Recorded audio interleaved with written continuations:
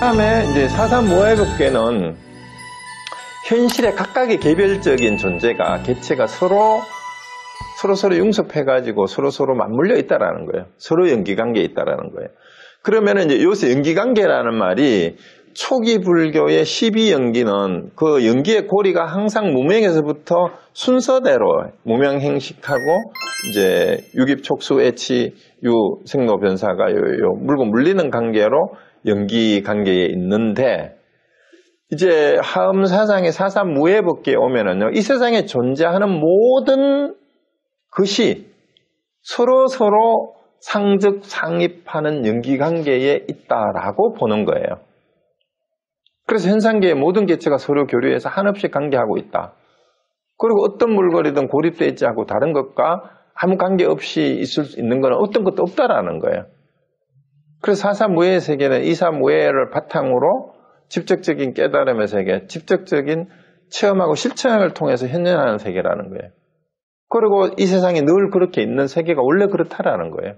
그래서 일체 제법은 서로 용납하고 받아들이고 하나가 돼서 원흉무해한 무진연기를 이루고 있다. 이 세상이 원래 그렇다라는 거예요. 이 세상에 쓸데없는 거 하나도 없고 관계없는 게 하나도 없다라는 거예요.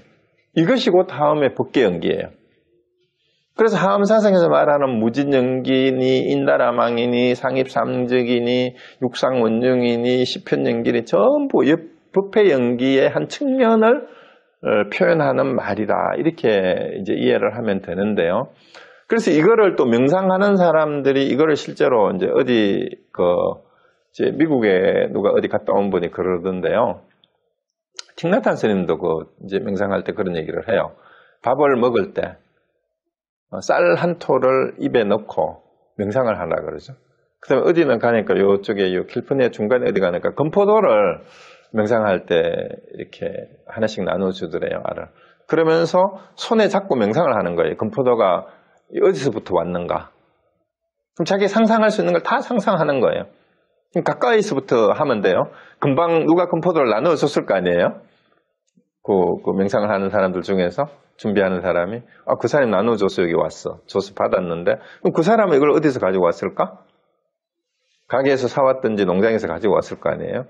그러면 가게에서 사왔으면 그걸 또 포장해가지고 배달해 준 사람이 있을 거고, 농장에서 또 가지고 온 사람, 배달해 준 사람, 또 그 다음에 농사 짓는 사람이 농사를 또 그냥 지어요? 땅이 있어야 되고, 거름도 줘야 되고, 물도 줘야 되고, 공기하고 바람과 햇빛도 있어야 되고, 그 다음에 그 농토를 있게 하기 위해서 밭을 일구려면 또 뭐가 있어야 돼요? 그 밭을 만드는데 그냥 밭이 돼요? 꽃갱이로 하든 불도저 가지고 밀었던, 그러려면은 그것도 중장비를 만드는 사람, 운전하는 사람, 일하는 사람 막 이렇게 하면은 또 그거를 또 만드는데 도움을 준 사람, 거기에 또 연결된 사람, 이렇게 해보면은 사실은 쌀 한 톨도 내 입에 들어가기 위해서는 이 세상에 인간뿐만이 아니라 자연계의 모든 것들이, 그게 또 그냥 온 게 아니잖아. 그게 씨가 열매가 맺기 전에 그 전에 씨앗이 있을 거 아니야.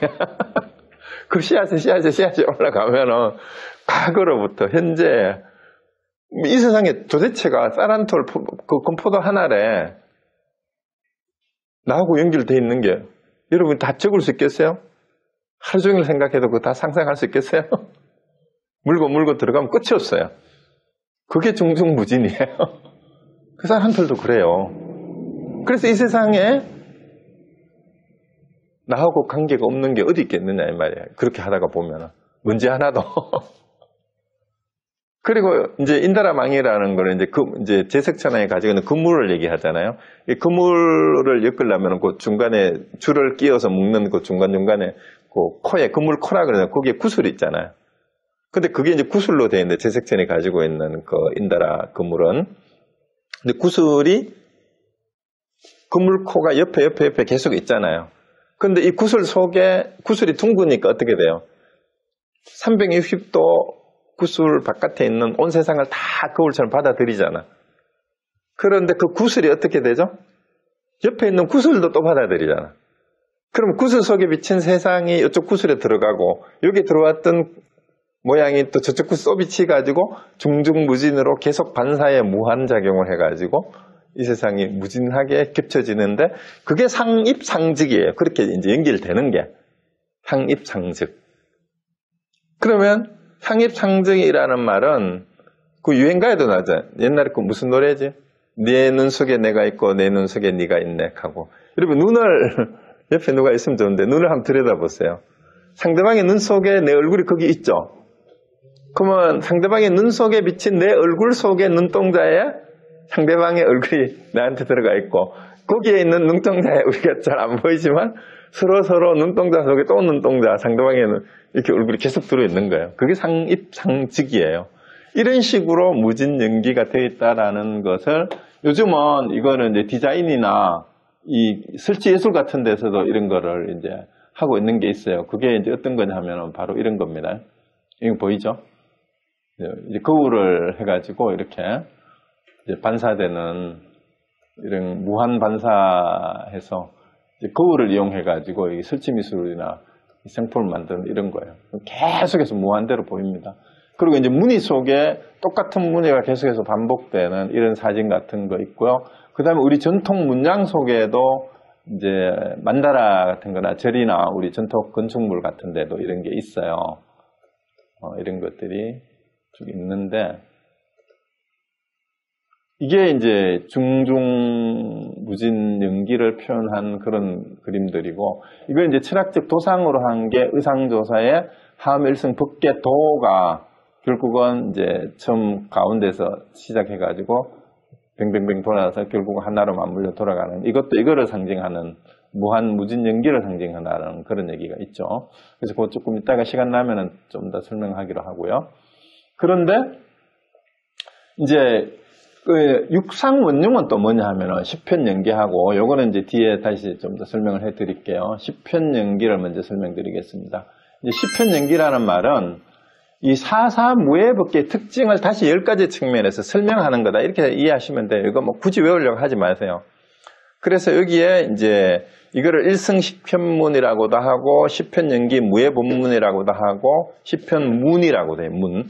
근데 이제 10가지 특징이 서로 연이되어서 다른 특징을 일으켜서 맞물리고 서로 연기가 되어 있다, 이런 말이에요. 그래서 이제 함정 2조 지엄이 두순의 뜻을 계승해서 이걸 법장이 다시 이거를 보완을 했어요. 그래가지고 이제 법장이 얘기한 거를 이제 신시편이라고 하고, 옛날에 이제 지엄이 한 거를 고시편이라고 그러는데, 요거를 그냥 요거 신시편만 볼게요. 요거는 그냥 이름만 쭉 보세요. 동시구적 상음문, 뭐 강협자재 무예문, 일다상용 부상문, 여러 가지 다양한 것들이 서로 조응해서 하나가 전체고 전체가 하나고 뭐 서로 걸림이 없다라는 표현을 10가지로 여러 측면에서 얘기한 것 뿐이에요. 그냥 이렇게 알면 돼요. 뭐 미세상용은 큰 거하고 작은 거, 미세한 거하고 뭐 이런 거.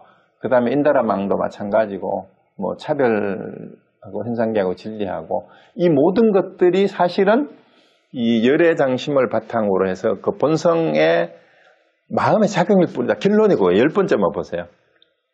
이제 공간의 관점, 시간의 관점 뭐 쭉 보다가 10번엔 주만 원명 구동문에 와서는 일체는 열애장심이 이제 불성이죠. 그걸 본성으로 해서 이 마음이 다 드러낸 것이다 라고 얘기를 하는 거예요. 자, 그리고 요거 기억해 놓으세요. 이 10가지의 여러 가지 모양, 모습, 경계가 서로 물고 물리는 연계관계에 있는데 결론은 뭐다? 결국은 마음의 작용이다. 마음의 작용이다. 자, 요거고요. 그 다음에 육상원흉은 뭐냐 하면은요, 요거를 또 다른 측면에서 어떻게 전체와 부분이 서로 맞물려 있고 서로 연기관계에 있는가를 설명하는 거예요. 그래서 이제 요거는 법장 스님이 이제 집을 비유해가지고 설명을 잘 해놨는데, 일단 두 개씩 묶어보는 거죠. 총상별상을 체라고 하고, 동상이상을 상이라고 하고, 그 성상하고 괴상을 용이라고 이렇게 그 체상용으로 분류를 나중에 이제 하기도 하고 하는데, 일단 총별은 뭐냐 하면은요, 집을 짓는데, 집에서 보면은 전체라는 집 하나잖아요. 집. 이게 보편성이에요. 근데 하나로 보면은 기둥이든 석가래든 대들보든 뭘 보든지 간에 이거는 집이다 얘기하면 되잖아요. 예를 들어서 우리 몸을 봐도 마찬가지예요. 다리를 만지든 팔을 만지든 머리를 만지든 간에 이게 내 몸이야 이랬을 때는 그냥 몸이잖아요. 근데 별상이란 말은 각각의 개별 특성을 보면 어떻게 돼요? 기둥석가리 대들보가 이런 각각 다 달라요. 이게 특수성을 가지는 거야. 우리 몸에도 손발이 다르고 머리가 다르고 눈, 귀, 코가 다 다르잖아. 그렇지만 몸이기는 마찬가지. 몸이라는 측면에서 보면 총상, 각각의 부분에서 보면은 별상. 쉽죠? 근데 동상하고 이상은 뭐예요? 근데 요거는 이제 기능상의 차이예요. 그거는 이제 모양을 얘기를 하는 거고 전체적인 모양, 개별의 모양이고 동상, 이상은 뭐냐면 서로 다른 것이 목적이 같은 하나의 목적으로 조화를 이룬 모양이에요. 그러니까 기둥석가리 대두보가 합쳐져야 뭐가 돼요? 집이 되잖아요.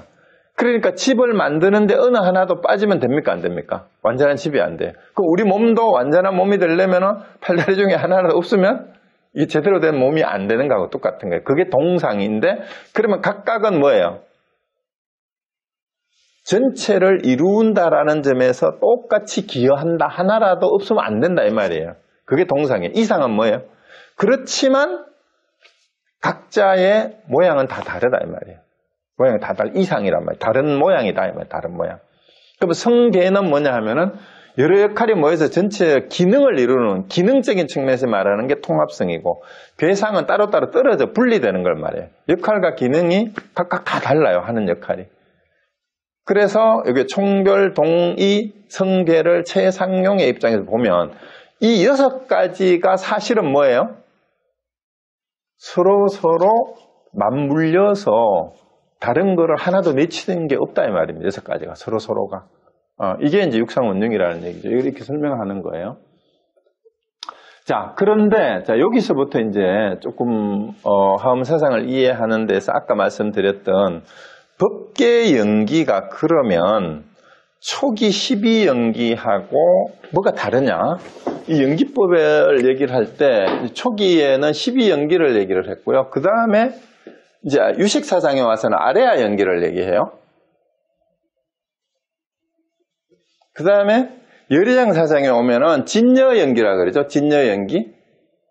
진여연기는 이게 열애장 연기하고 열애장 연기라고도 해요. 열애장 연기, 진여연기. 그 다음에 여기 와서 법계 연기 혹은 이제 좀 좁혀서 시편 연기라고도 하기는 했는데 이건 사실은 시편 연기라고 하면 다 이게 표현이 안 돼요. 근데 요거는 초기 불교의 12연기고 아레아 연기는 유식 불교에서 얘기하는 건데 자, 12연기의 바탕은 뭐예요? 무명에서 시작을 하죠. 무명에서 이제 생로병사로 가는데 아레아 연기는 이 세상의 모든 현상은 어디서부터 비롯됐다고 봅니까? 아레아 식에서 연기가 됐다. 이 세상의 모든 모습은 아레아 식이 연기된 모습이다라고 보는 거고 그럼 진여 연기는 뭘까요? 이 세상의 모든 모습은 열애장에서부터 열애장이 연기된 거다. 이렇게 보는 거예요. 자, 그러면 여기에서 공통점은 뭐예요? 논리적인 공통점은 연기의 시초가 있어. 요 앞에 3개는. 이건 무명에서 비롯됐어요. 근데 요거는 현상계만을 얘기를 해요. 현상계를 얘기를 하는데 연기법은 모든 걸 현상계를 얘기를 해요. 12연기에서는 무명으로 인해서 생긴 현상계는 허망한 거예요. 근데 여기서부터 달라지는 게 뭐냐면 아레아 연기는 아레아식이 물이 들어가지고 이제 칠식하고 나머지 의식의 그 육식의 작용으로 인해서 이 현상계가 드러난다고 보는 거예요. 그게 이제 아레아식 연기고 진여 연기는 여기서부터 이제 대성의 특징이 확 드러나죠. 사실은 현상계도 모두가 뭐예요? 열애장에서 연기가 된 것 뿐이다라고 하는 거니까 법계 연기하고 공통점이 있죠. 모든 것이 성기라 그랬잖아요. 성기사상. 본성이 드러난 것일 뿐이다라고 보는 게 성기사상이면 열애장 연기, 진여 연기는 성기사상하고 유사해요. 그렇죠? 근데 차이점이 뭐예요? 법계 연기에 오면은요, 자, 성기사상을 바탕으로 하고 있지만 상즉 상입을 얘기를 해요. 상즉 상입. 서로 맞물리는 거를 얘기를 한단 말이에요. 법계연계, 함경에 오면은. 그래서 사물과, 특히 사사무예법계에 오면은 사물과 사물 간에도 이 육상원용학에 서로 연기관계에 있다라고 보는 거예요. 이 세상에 존재하는 모든 것들의 관계가 연기관계에 있다라고 보는 게 법계연계예요. 그럼 이렇게 보면 12연기를 얘기하는 사람들을 보면 이게 12연기의 12지를 벗어나면 연기가 아니라고 얘기를 하잖아. 그렇죠? 근데 여기로 오면은 아리아식은 뭐 어느 정도 이해를 해줄 수가 있어요. 이 마음의 하나이니까. 근데 마음의 바탕인데 여기는 그게 없죠. 그런데 이제 아리아식이 물든 거라고 보면 무명하고 같아요. 근데 아리아식 자체는 무구청정식이라고도 하잖아요.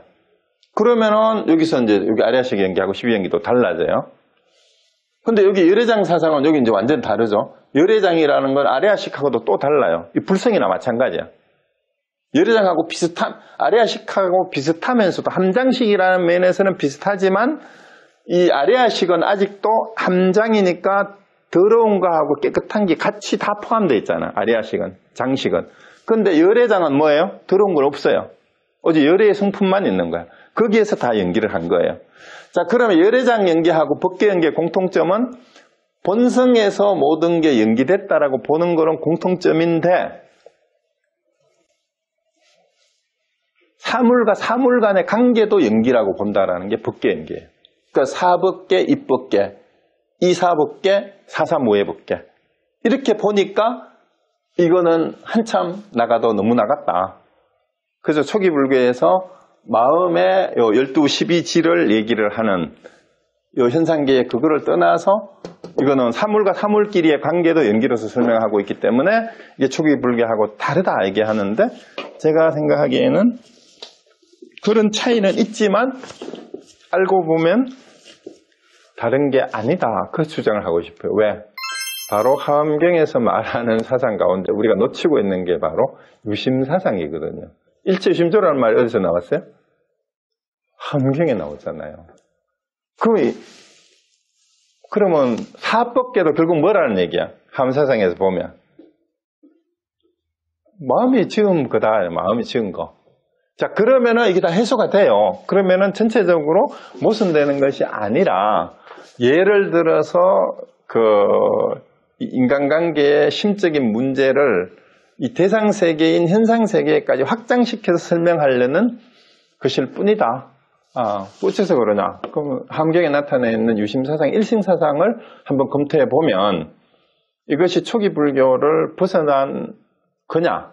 아니면 아까 말씀드렸듯이 오리지널 원곡에다가 오페라 곡으로, 합창곡으로 이제 여러 가지 악기도 다 이제 편성을 해가지고 장중하게 편곡을 해낸 연주냐? 그거는 여러분 판단하는 게 달라요.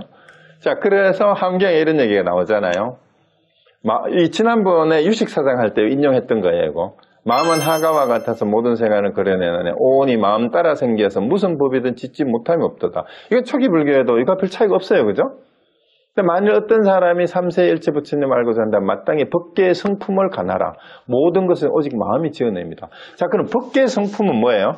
사법계든 입법계든 이사법계가 결국은 사사법계가 결국 뭔 얘기예요? 법계의 성품은 오직 마음이 지어낸 거니까 성기로부터 비롯했다라는 거예요. 자, 그래서 이게 일심사상인데 상계가 있는 것은 오직 일심뿐인데 열애가 이것을 분별하여 12가지라 하였으나 모두 일심에 의지하여 이렇게 세운 것이 뿐이다라는 거예요. 이 십지품에. 그래서 불자여 보살마하살은 자기의 마음의 생각마다 항상 부처가 있어 바른 깨달음을 이루는 것을 알아야 하나니. 왜냐하면 부처님 열애들이 이 마음을 떠나지 않고 바른 깨달음을 이루기 때문이며 자기의 마음과 같이 모든 중생의 마음도 그와 같아서 다 열애가 있어 바른 깨달음을 이룬다. 자, 여기에서 또 마음을 강조하니까 이 마음이 자아냐 아트만이냐 이렇게 또 주장을 하는 사람들이 있어요. 자, 그런데 이 아트만처럼 고정된 실체가 아니라 그러죠. 이 마음은 텅 비고 실체가 없어요. 텅 비고 실체가 없기 때문에 그래서 모든 걸 다 담을 수 있는 게 그게 마음이에요. 그 마음을 모르기 때문에 이제 이 마음을 깨닫는 일이 정말 어려운 거예요. 이거를 이렇게 설명하면 여기서 말하는 마음, 본성, 불성, 본래 면목, 그게 결국은 부처님이 부정하려고 했던 아하가 아니냐, 아트만이 아니냐, 이렇게 이제 자꾸 이제 이걸 물고 시비를 걸고 들어온단 말이에요. 자, 그럼 어쨌든 여기서는 마음, 모든 게 마음일 뿐이다. 마음이 있기 때문에 깨달음을 이룬다. 그러면은 마음이 없으면은 무아라는 걸 어떻게 깨달아요? 마음이 없으면? 재행무상이고 재분무아인 거를 어떻게 아느냐 이 말입니다.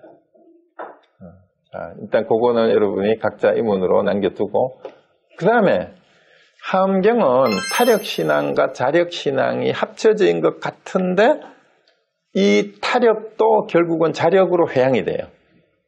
그런데 그러면서도 믿음을 엄청 강조해요. 법화경처럼. 그래서 하엄경에는 믿음을 어떻게 얘기를 하는가 하면은 믿음은 도의 근본이고 공덕의 어머니다 이렇게 얘기를 하고, 일체 모든 선법은 길이 양육하여 의심의 그물을 끊어버리고 애욕에서 벗어나게 하며 열반의 위없는 도를 열어버리고, 믿음은 혼탁한 때가 없어 마음이 청정하며 교만함을 없애주고 공경받는 근본이 되며, 또한 법의 곶집의 제1의 제물이 되며 청한 손이 되어 청정하니 여러 행을 받는다. 믿음은 능히 은너럽게 베풀어 인색하지 않고, 믿음은 한이하여 불법에 들어가게 하며, 믿음은 지혜 공덕을 잘하게 하며, 믿음은 열애의 경지에 반드시 이르게 한다.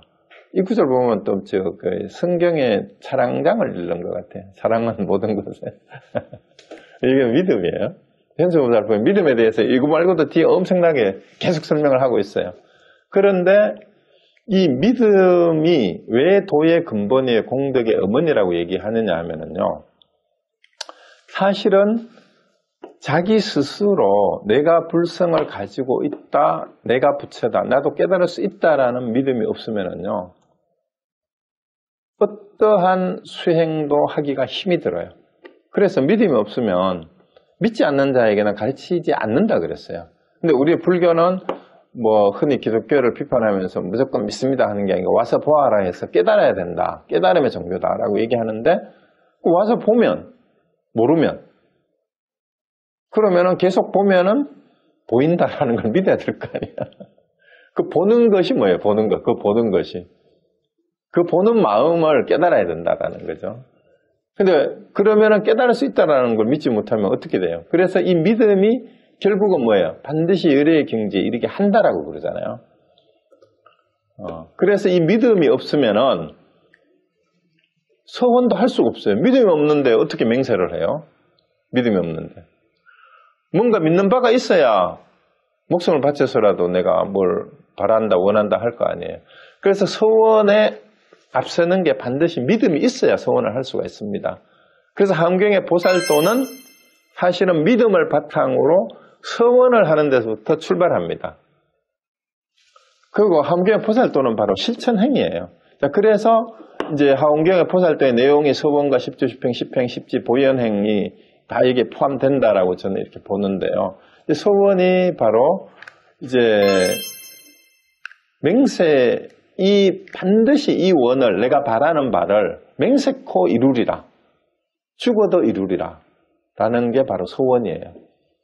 그런데 불교의 모든 소원이 제 첫 번째가 뭐예요? 대승불교에서는 중생구제예요. 일체 중생의 이익과 안락을 위하여 소원을 하는 건데, 이게 부처님께서 보리행을 닦으실 적에 시방제불께 공양하오며 모든 곳에서 소원을 세웠네. 이 소원 없이는 보리행이 나오지를 않습니다.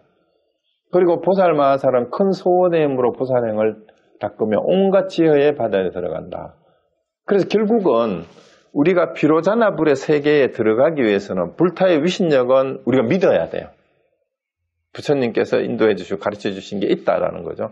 거기에다가 중생의 업력은 이게 악업으로 가지 않고 선업을 짓기 위해서는 바로 보살의 행원이 여기에 곁들여져야, 합쳐져야만 불타의 위신력에 대한 믿음과 이제 중생의 업력, 이 선업을 지으려는 그 노력이 보살의 행원으로 나타날 때 비로자나의 세계가 바로 우리께 된다라는 그 얘기가 됩니다. 그래서 부처님도 서원이 없었으면 그 본원력으로 깨달았다 그러잖아요.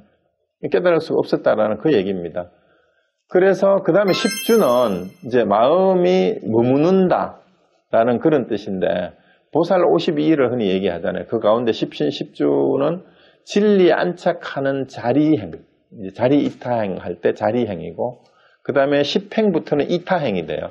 근데 보살은 이제 시작은 10주에서 시작을 하는데, 이게 재밌는 게 뭐냐 하면은요, 10주에서 시작하는 게 10주의 첫 번째가 뭐냐 하면은요, 발심주예요. 발심주. 발심주가 초발심주라 그래요. 초발심주인데, 함경이 대단한 게 우리가 잘 아는 의상조사 법선거에서 인용해서 잘 아는 내용이 뭐죠? 초발심 하면은 초발심시 변정각. 함경 원문에는 초발심시 변성정각이라 그러잖아요. 그런데 제법 가운데 이제 여기 나와 보살행은 10주에서 시작하는데 초발심 때에 이미 승부를 한다. 이렇게 설명하고 있어요. 초발심 하는 것만으로. 제법 가운데 두 가지 이해를 내지 않으면, 그러니까 다른 분별을 내지 않으면 이 말이에요. 온갖 불법이 빨리 나타나 초발심 때 안욕따라 삼목삼보리를 얻게 되고, 요게 초발심시 변정각이란 말이에요. 온갖 법이 곧 마음의 성품임을 알아서 해신, 지해신이란 말이에요. 이게 불신이란 말이죠. 성차의 다른 것으로 말미암아 깨닫는. 그러니까 뭘로 깨닫는데요? 처음 발심하는 걸로 깨닫는 거다 이 말이에요. 처음 발심하는 것으로. 초발심 때에 무상정득 정각을 얻는데요. 초발심 때에. 어째서 그러냐라는 겁니다. 이 발심으로부터 마땅히 부처를 얻게 된다. 초발심 공독품에도 이런 얘기가 나와요. 왜 그런가 하면은요, 이 발심, 초발심 때에 왜 바로 무상정등 정각을 얻게 되냐 하면은요, 처음 발심할 때가 가장 순수해요. 무한한 가능성이 있어요. 그리고 어떤 때묻지 않는 그 마음이 사실은 초심이에요. 그래서 초심은 무한한 가능성이 있지만 숙련자의 마음은 뭐가 있대요? 벌써 습관에 물이 들어서 순수함이 없어져 버린대요. 그래서 초발심을 유지하는 것이 수행이다. 이렇게 얘기를 하죠. 그런데 우리는 공부를 하면 공부의 성취가 있다고 생각을 하는데, 공부를 한 사람일수록 공부를 했다는 암만 늘어날 가능성이 사실은 많습니다. 그래서 저도 마찬가지인데요. 사실은 공부를 많이 한 사람일수록, 학력이 높을수록, 세상에서 잘났을수록 공부 못해요. 그 사람들은 공부하는 게 지식으로만 공부를 해요. 뭘 못하느냐? 실천을 못해요. 수행을 못해요. 그리고 초발심이 없어요. 금방 젖어요. 책을 좀 읽고 경전 좀 보고 논설을 보고 나니까 다 아는 것 같거든. 그런데 삶은 하나도 변하지 않아요. 바뀌지 않아요. 오히려 더 못해졌어요. 왜 못해졌냐? 초발심 때는 모르니까 겸손함이라도 있었는데, 책 좀 보고 나고 논설 좀 보고 강의 좀 듣고 나면은 안다는 생각 때문에 오히려 더 금방 져지고 암만심만 높아지는 경우가 정말 많습니다. 그래서 초발심을 유지하는 때가 사실은 가장 순수할 때고, 그 초발심이 뭐예요? 발심을 한다는 게 뭡니까? 보리심을 내는 거잖아요. 보리심, 발보리심이, 초발심은 발안욕 따라 삼막 삼보리심을 내는 거예요. 그 말이 맞죠? 초발심이 뭐의 준말이라고요? 발안욕 따라 삼막 삼보리심의 준말이 발심이에요. 그럼 그걸 내는 거니까 그게 안욕 따라 삼막 삼보리가 그게 있잖아요. 그러니까 발심의 준말은 요거만 이해하시면 됩니다. 발안욕 따라 삼막 삼보리심이다. 발안욕 따라 삼막 삼보리심을 내는 순간 그게 있으니까 내지. 없으면 어떻게 내요? 그 내는 게 바로 발안욕 따라 삼막 삼보리예요. 그 마음을 내는 게 무상정등 정각을 얻겠다라고 마음을 내는 그 마음이 바로 안욕 따라 삼막 삼보리라니까요. 그거를 놓치니까 공부를 하면 할수록 때가 묻어요. 그래서 공부를 하면 할수록 안욕 따라 삼막 삼보리하고 멀어지게 되는 거예요. 초발심의 그 순수함을 잃어버렸기 때문에 그래요. 그래서 이 발심을 잊어버리면 부처가 되질 않습니다. 그 발심을 잊어버리지 않도록 하는 것이 바로 보현행이에요. 그게 보현행이에요.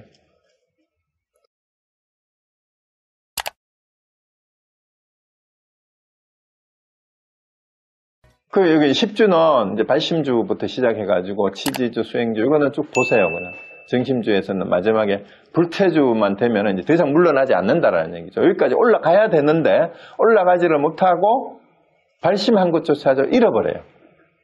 여기에서 머물러야 되는데 적어도 여기까지 왔으니까 거꾸로 꼬라박는다 이 말이에요. 내려간다 이 말이에요. 점점 올라가서 여기서 올라가서 불태주를 넘어서 동진주, 법왕자주, 관정주까지 가야 안전한 부처가 됩니다.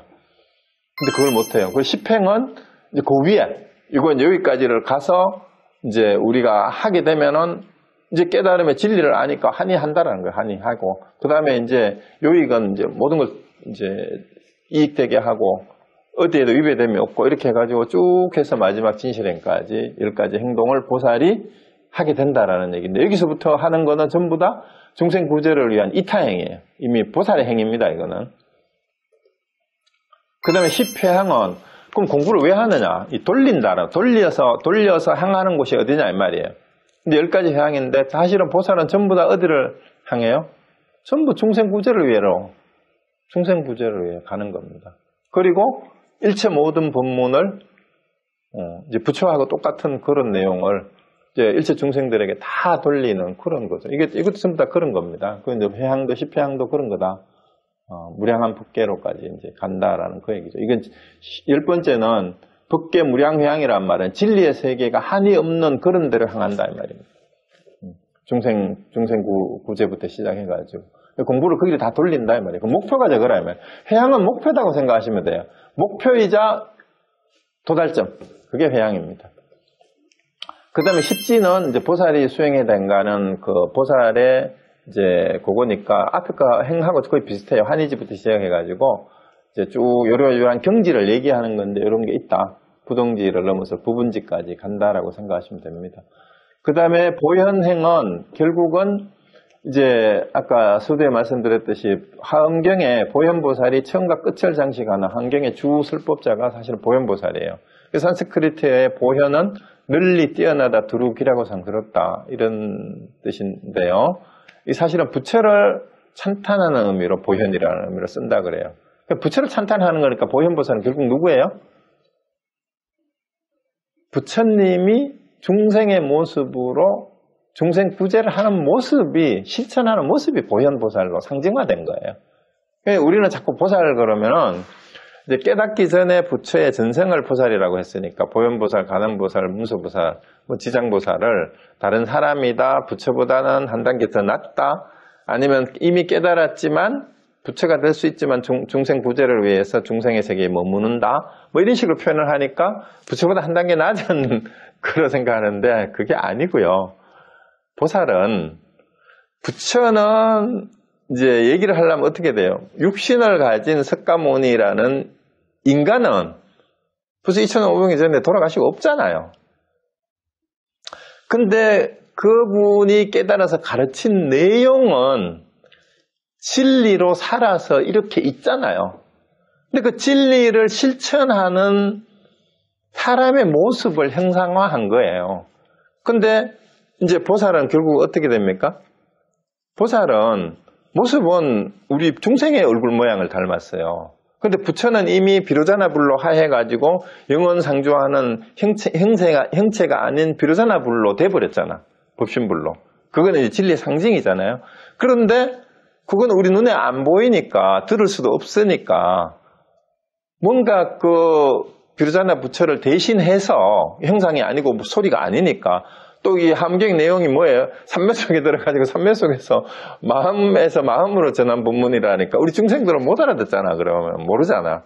그러니까 그거를 말로 해주는 대리자가 있어야 되는데 그 대리자로 설정한 게 보살이라는 걸로 상징을 했고 사실은 그 보살은 실전 인물로 따로 있는 게 아니고 우리 주변에 있는 모든 중생의 모습이 부처님을 공경하고 중생을 구제하려고 마음을 내는 순간 그게 발심이잖아요. 그 사람들이 다 보살의 모습으로 온다라는 거예요. 근데 누가 오는 게 아니고 내가 그 마음을 내면 내가 보현보살이 된다라는 얘기예요. 그래서 덕이 두루 미치는 것을 보라고 하고 용이 항상 선을 이루면 현이라 한다. 근데 한경의 보현보살은 비로자나의 불에 본능에 입각해서 법륜을 굴리는 보살인데 이 한경보살의 근본 행위는 바로 보현행이에요. 보살행위. 그래서 오직 보현의 원령을 수행하고 실천하는 자만이 깨달을 수 있다. 근데 사실은 이 말보다는 보현보살의 원력을 수행하고 실천하는 자는 이미 부처다. 이미 부처다. 부처의 모습이다. 그렇게 얘기하면 됩니다. 그래서 여기에 이제 보현보살에 대한 내용이 굉장히 많이 나와요. 보현보살 몸매는 뭐 항상 중생과 같은 몸을 나타내는데 여기 나오잖아요. 중생들의 마음과 욕망을 따라 중생과 같은 몸을 나타내는데요. 보현의 행거는 그지였건만 내가 이미 수행하여 구속했느라 보현의 경계 강대한 몸이 불타행함이니. 여기도 나오잖아요. 보현의 몸이 뭐래요? 부처의 행함이라 그러잖아요. 부처의 행함. 그리고 열의 대이시는 보현의 원을 이룬 것이어서 묘음이 모든 세계에 가지 못하는 데가 없다. 그런 얘기고요. 그 다음에 보원의 큰 소원에 머물러고 청정한 돌을 닦아서 보현행을 닦는 이만 깨닫게 된다. 이런 얘기도 이제 여기 나왔고요. 그 다음에 여기 나와요.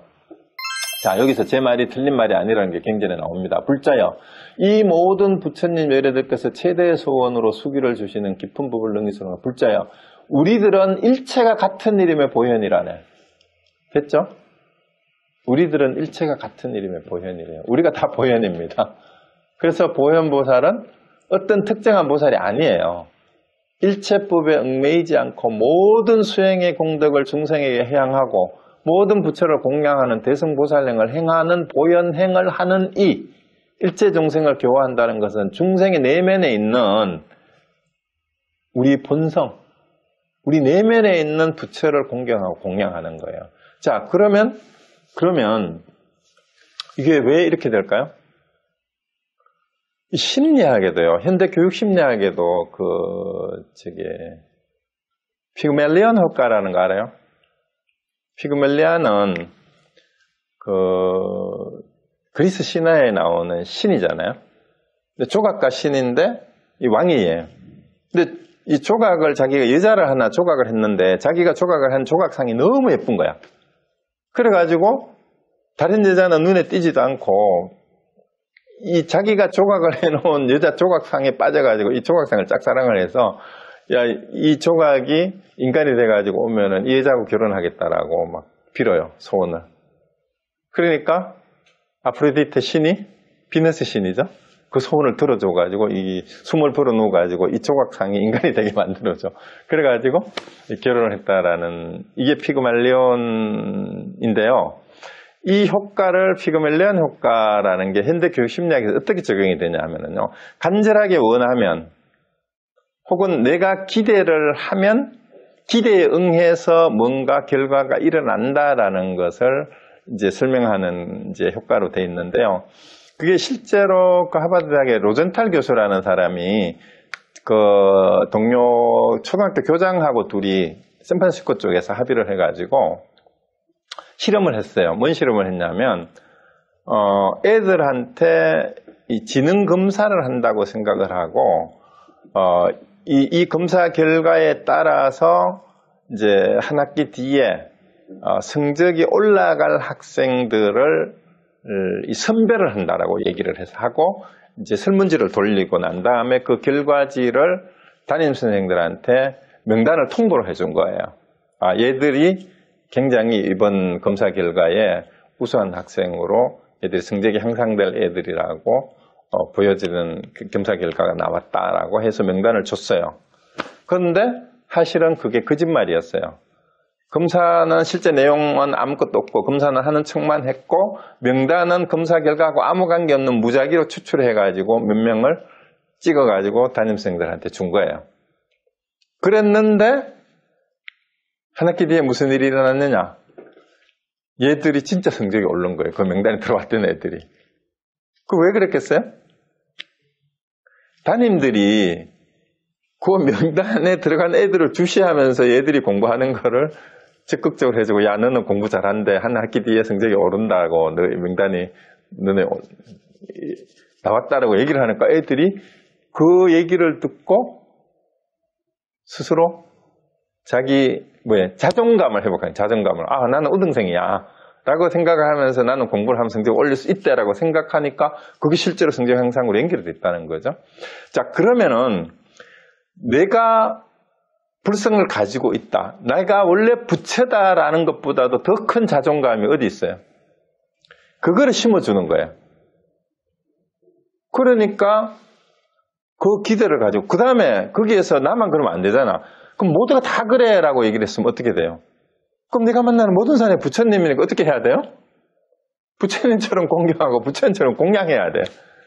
그럼 이러한 인식이 자존감도 생기고 상대방에 대한 인식도 부처로 인식하게, 대하게 만들면 모든 세상이 다 그럼 어떻게 돼요? 그 모든 사람이 다 부처고 모든 사람이 다 보현이죠. 그렇게 인간의 그 관계를 최대로, 기대 심리를 최대로 고양시키는 긍정적인 효과를 낼 수 있는 게 너희들이 불성을 가지고 있다. 네가 부처다라고 얘기하는 것보다도 더 큰 기대 효과를 주는 게 없잖아요. 그 다음에 이제 마지막에 이급배품이 환경의 대미를 장식한 선제동자의 구도행각을 이제 통해서 보현행을 하는 거예요. 결국 이것도. 그리고 이제 40화엄경의 내용이 보현행품이라고 그랬잖아요. 이게 입국해품이 아니고. 이 입국해품인데 제목이 그래요. 그런데 보살행의 궁극이 바로 보현행이다. 이걸 나타내는 거고요. 그 다음에 이제 재밌는 게요. 이 입국해품이 따로 단행본으로 번역이 돼 나왔어요. 이제 누구지? 그 법정스님도 번역한 게 있고, 그 다음에 고은 선생은 이걸 소설로도 썼죠. 되게 재밌습니다. 그런데 이제 그 선제동자가 각계각층의 문수보살을 만나가지고 마지막에 보현보살로 가는데 이 53 선지식을 차례로 방문해가지고 법을 묻고 법계에 들어가는 과정을 그리는 건데요. 이 53 선지식에는 각계각층의 남녀노소가 다 포함이 되어 있어요. 여자도 한 20명 가까이 되고, 거기에는 뭐 의사도 있고, 뭐 배사공도 있고, 나무꾼도 있고, 뭐 별하별 장사치도 있고, 이제 심지어는 매춘부까지 있어요. 그래서 이 얘기는 뭐냐 하면, 이 세상의 각계각층의 모든 사람이 다 스승이 될 수 있고, 다 보살이 될 수 있다라는 그 얘기예요. 그리고 그 과정을 통해서 결국은 보현행을 실천해 나가는데, 이 보현행을 실천하는 게 바로 부처의 비로자나가 모습으로, 비로자나는 모습이 아니니까 모습을 나타내는 순간 뭐가 돼요? 보살이에요. 보살. 모습으로 보이니까.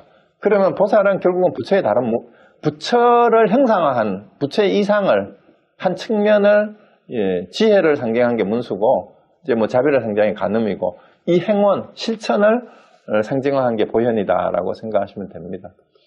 자, 그래서 중생구제는 불타의 자비에 근거하지만 사실은 수행에 의해 일어나는 보현행을 행함으로써 스스로 열애가 되는 거예요. 스스로 열애가 되는 거. 그래서 여기 이제 이거요. 보살행은 중생이 열애가 되기 위해서 보살행을 해야 되는데 거꾸로 열애가 중생에게로 출현하는 행도 보살행이에요. 열애는 모습이 아니니까 열애가 모습을 보여서 출현하게 되면 사실은 그게 보살행이 되는 거예요. 그게 양면성이 있는 거죠. 그래서 하엄이 이제 광대무변한 법신의 부처님 비로자나불이 여러 꽃으로 장식하는 건데 그러한 결과를 가져오는 게 보현행이고 인가가 둘이 아니에요. 그리고 보현행이 곧 비로자나불의 세계를 드러내는 거다. 그래서 보현행은 법신예례가 현실세계에서 중생구제 활동을 하는 구체적인 모습을 나타내는 거다. 이렇게 차례를 보는 게 맞다. 그래야 중생과 부처가 둘이 아니다라는 얘기가 되고요. 그래서 이 함경은 사실은 중생이 본래 부처다. 이걸 설하는 거예요. 그리고 우리 미혹한 우리 중생들의 우리 속에도 우리의 내면에 이 말이죠. 절대적이고 긍정적인 가치를 찾아내도록 하는 거예요. 그래서 함경이 설하는 보살행인 보현행은 중생이 자기 본연의 모습인 열의 모습을 되찾도록 하는 거다. 이거죠. 그리고 우리 모두가 실천해야 되는 인간다운 삶의 모습, 이상적 모습이에요. 왜? 내도 가장 존엄한 존재일 뿐만이 아니라 모든 사람이 나아가서 모든 자연계조차도 우리가 존중하고 보호해야 될 그런 존재라는 거예요. 그런 세상이라는 거예요. 요즘 얼마나 이 파괴적인 환경의 문제 이런 것도 심각합니까? 그러니까 이 함사상은 인간의 존엄과 가치를 최고로 높여서 자각하게 하고 가장 인간답게 사는 길, 그게 뭔지를 알려주는 동서고금을 통틀어서 유래를 찾기 힘든 최고의 인문학이다. 인문학이 뭐예요? 인간의 문이, 결, 이런 뜻이잖아요. 문자가, 문이, 결. 인간을 인간답게 만드는 학문이라는 뜻이 인문학이에요. 그래서 제 전체의 우리 강좌 주제를 인문학으로 보는 불교라고 얘기를 했는데, 사실 인간의 본성을 회복하고 인간이 인간답게 산다는 게 도대체 뭘까? 어떻게 살아야 제대로 사는 걸까? 라는 것을 가르쳐주는 게 불교다라는 얘기를 하고 싶었어요. 종교, 단순한 신앙이나 믿음이 아니라는 거죠. 그리고 너무 이 함경의 내용이 방대해서 다 뭐 하고 싶은 얘기가 참 많은데, 그 중에 특히 하고 싶은 게 이 의상조사 법성계예요. 너무너무 좋은데, 여기에 이거는 또 따로 제가 의상조사 법성계를 한 몇 번에 걸쳐서 제가 강의를 한 적이 있어요. 이것도 한 10번 정도 강의를 한 것 같아요. 이제 요거를 했던 적이 있는데, 이제 기회가 되면 하고, 이 의상조사 법성계 조 얘기만 하고 마무리할게요. 좀 시간이 지났지만, 오늘 워낙 이렇게 함경의 내용이 방대해서, 이 법성계가 210자잖아요. 어떻게 나왔다 그러죠? 의상이 그 지엄화상한테 공부를 8년 동안 중국 가서 공부를 했는데, 이제 지엄화상이 숙제를 했다 그래요. 네가 지금까지 공부한 내용을 함경 공부한 거를 리포트로 적어내라 이랬어요. 그래서 이제 해체를 이제 그동안 공부한 함사상의 내용을 쭉 적어서 이제 그때는 이제 한지에다가 붓으로 썼을 거 아니에요. 했는데 과연 이것이 내가 제대로 썼는 건지, 만약에 이 내용이 부처님의 가르침을 제대로 내가 알아서 적은 거라면 불에 넣어도 타지 않을 거다. 왜? 부처님 진리는 뭐예요? 없어진 게 아니잖아. 그래서 헐왈타오는 불 속에다가 이 리포트 쓴 거를 집어넣었대요. 집어넣으니까 한지를 집어넣으니까 다 타버리겠죠. 다 탔는데 여기에 있는 201자가 타지 않고 남아있었답니다. 그래서 그 글자를 조합을 한 게 이 법성계라는 썰이 있어요. 근데 이게 함경 전체의 사상을 정말로 잘 드러낸 거다. 법성원령 무이상에서 시작해가지고 쭉 이제 뭐 이런 거 일중일체 다중일체제 얘기해서 이제 시공간적으로 일념적 신무량건 뭐 이런 거, 그 다음에 이렇게 쭉 마지막. 근데 알고 보니까 옛날부터 변함없는 원래 부처더라 라는 얘기로 끝이 나잖아요.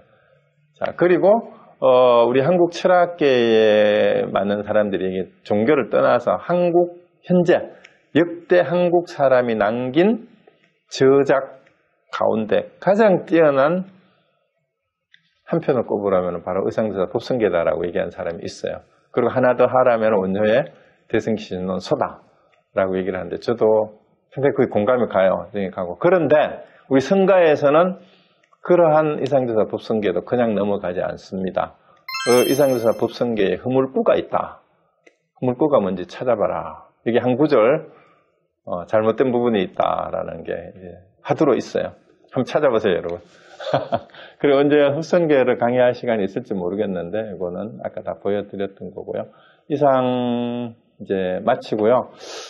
우리 다음 주에는 이제 선불교를 하고 나서 이제 그 다음 1월 달이 될지 조금 더 실지 어떤 거를 계속 강의를 했으면 좋을지, 여러분 이제 하고 싶은 공부가 있으면, 제 생각에는 경전 중에 뭘 하든가, 뭐 반야신경이든 건강경이든 입법성계도 괜찮고, 아니면 이제 다음번에 할 때 이제 선사상에 대해서 하는데, 이 달마대사 선오록부터 선 중에 유명한 논서들, 달마혈맹론이나 간심론, 그 다음에 육조단경, 그 다음에 도노입도요문론이나 그 다음에 우리 보조수신결하고 진심직설 같은 거, 이런 거를 공부를 해도 이제 참선하는데 도움이 되고, 그 다음에는 공부를 이렇게 할 때 강의를 제가 1시간 반 이상 이렇게 하기가 너무 지루한 것 같아서,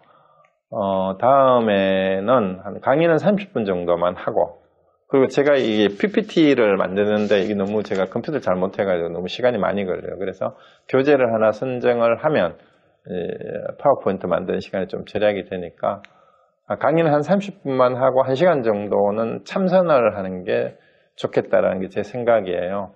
그래서 한 30분 정도 강의하고 30분 참선하고 30분 운동하고 이런 식으로 진행을 해볼까 하는데, 이제 강의하는 내용은 같이 한번 여러분이 뭐 하고 싶은 게 있으면 언제든 연락을 주시면 또 다음번 강의할 때 의견을 말씀해 주시면 고맙겠고요. 오늘은 동국대학교에서 이쪽으로 옮기고 이게 다른 사무실에 와서 하기 때문에 참선하는 거 오늘 생략하고 시간도 많이 됐고요.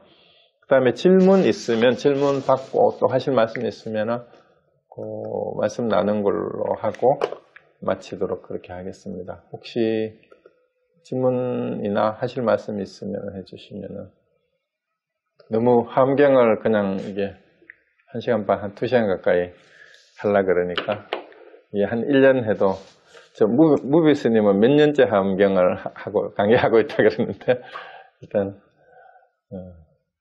그렇습니다. 어떻게 좀 도움이 됐는지, 너무 막 빠르게 두서없이 했는지 모르겠습니다. 네. 그리고 특히 이제 화엄경을 공부할 때 보면 흔히 이제 법계 연기, 사법계, 육상원용 여기에 많이 설명을 하는데, 제 생각은 일심사상하고 원력, 서원, 보현행에 더 초점이 맞춰져야 오히려 더 현실적이지 않을까라는 게 제 생각입니다. 사실 보현행을 하기 위한 나머지 그 썰일 뿐이에요, 이론은. 그래서 너무 이론에 치칠 필요는 사실 없습니다. 알고 보면은 그 육상원령이니 법계 연기라고 하는 것도 현상계의 여러 가지 모습에 끄달려서 번뇌와 욕망을 이렇게 자꾸 일으키지 말아라고 하는 얘기니까, 그게 더 이상 아니라면 바로 보현행을 실천하면, 초반심으로 바로 가버리면 그냥 되는 건데 복잡하게 뭐 할 필요도 없어요, 사실은. 네, 하실 말씀 있으면 해주세요. 혹시 뭐 다른 그 의견 있어도 좋아요. 혹시 나중에 뭐 같이 공부하고 싶은 경전이나 논서 같은 게 있으면 뭐 어떤 거 좀 했으면 좋겠다고 의견을 수합해서 해보도록 하겠습니다. 그러면 우리 다음 12월 11일? 12일? 네, 그때 뵙기로 하고요. 오늘 여기서 마치도록 하겠습니다. 아이고, 장시간 동안 거의 2시간 가까이 들어주셔서 감사합니다. 네, 다음에 뵙겠습니다. 네, 잘 되었습니다. 고맙습니다. 네.